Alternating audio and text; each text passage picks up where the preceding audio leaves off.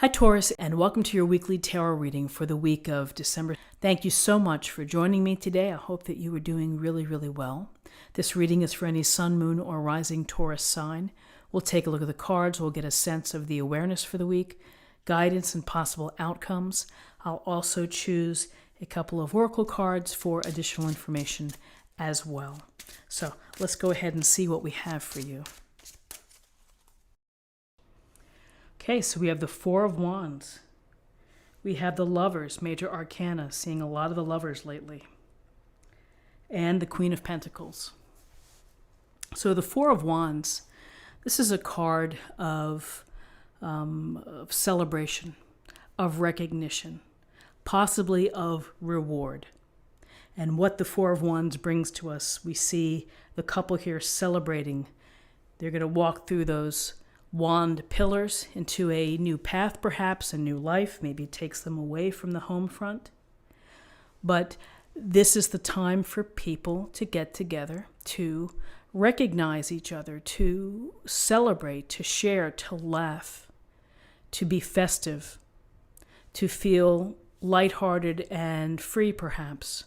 And we often have these type of celebrations for the milestone events, holiday parties, graduations, weddings, engagements, a bon voyage, whatever it may be.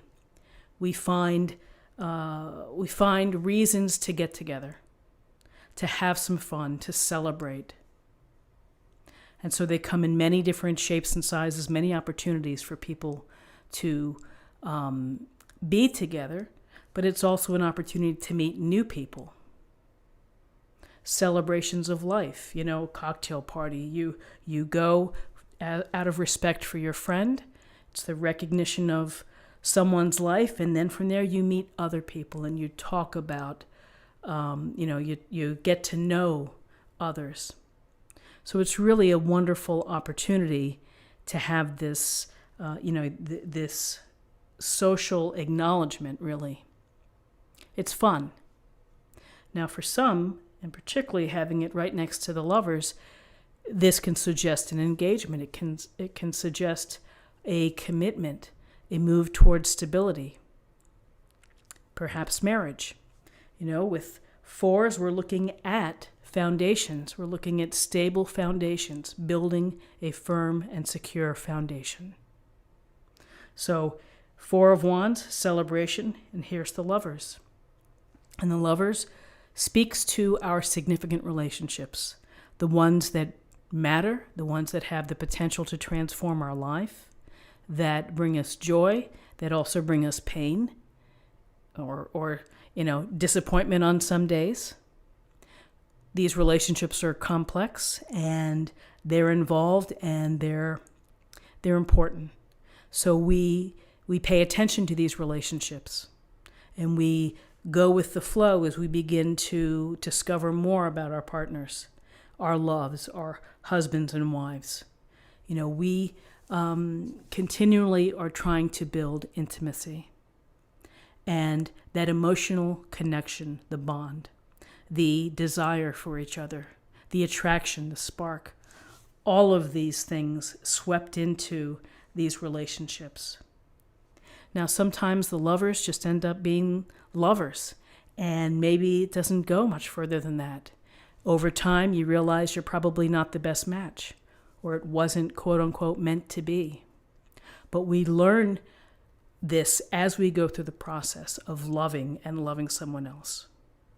So here, with the Four of Wands, this is perhaps a good omen for some of you that you're going to have a solid and secure future with someone, that this is going to be love that's realized, that there could be longevity. So something to think about for some of you. And again, these readings are general readings, and not everyone may be in this position. Some people may be hoping to meet someone. Well, to the extent that you have a chance to mingle and mix, do that, because you never know what's on the other side of that door, or you never know who's on the other side of that door. When you get in a social event or a social group, connections, making connections, introductions, it's the power of people and of the friendliness, and again, being festive and being lighthearted in a social gathering. So here we have some nice cards, and then we have the strong, the stable, and the dependable Queen of Pentacles. You know she's there for you, and she's going to be mindful of how you're feeling. You don't have to ask. She's going to be invested enough. If you are a close friend or family member, she cares and will show that she cares. There's no doubt about it. And the Queen of Pentacles is resourceful. So she's going to make do with what she has, or she's going to find a great bargain, particularly in the holidays here. And she's going to turn whatever she finds into something beautiful, because she's handy and, again, invested in beauty, invested in the comfort and the security and the abundance around her. It could be the abundance of gardens. It could be the abundance of flowers. It could be the abundance of good food. All of these tactile things that hit our senses. Queen of Pentacles, this pentacle energy is earthy, grounded, stable, and pragmatic. May not be the most exciting energy ever, but it's very calming and it's very consistent. And sometimes that's what's needed. So we're looking at the Queen of Pentacles to bring this very gentle, compassionate, loving energy to you, whether you have a Queen of Pentacles, a Mother of the Earth in your life, or maybe these are attributes that you would benefit from, which was to get into your pragmatic mode of taking things slowly, perhaps being mindful of what's going on and how everything interconnects before you make decisions, before you accept social invitations, whatever it may be. There's thinking behind her actions.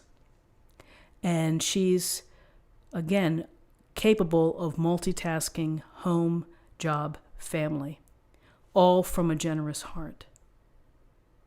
So here is this loving, beautiful energy, and maybe providing support and love to a couple that's making some new choices or decisions about their future together, and opportunities to celebrate and to have fun, and perhaps to recognize this couple. Again, for some it may resonate.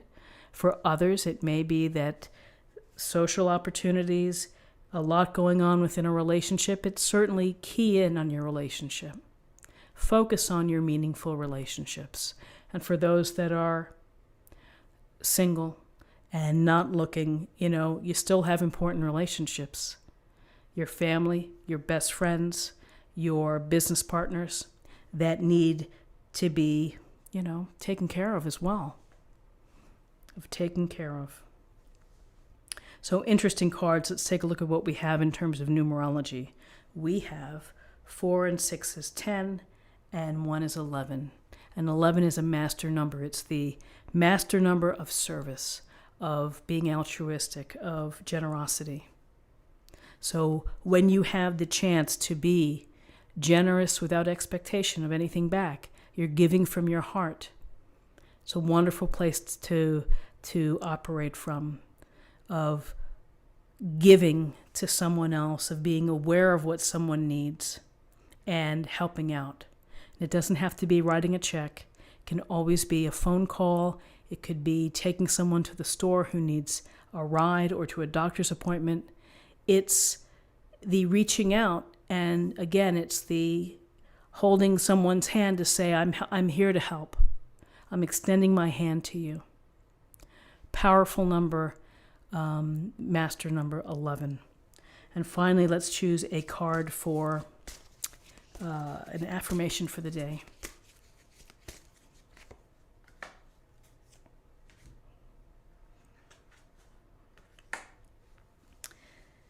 Endings and beginnings, the old must be released so that the new can enter. And so, again, endings and beginnings, letting things that no longer serve you, letting them end. And processing them as best as you can, and being ready to accept what happens that's new. And the possibilities are open.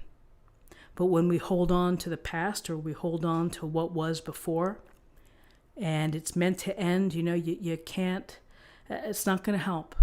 It's not going to help your growth. And it's going to, it may prevent you from meeting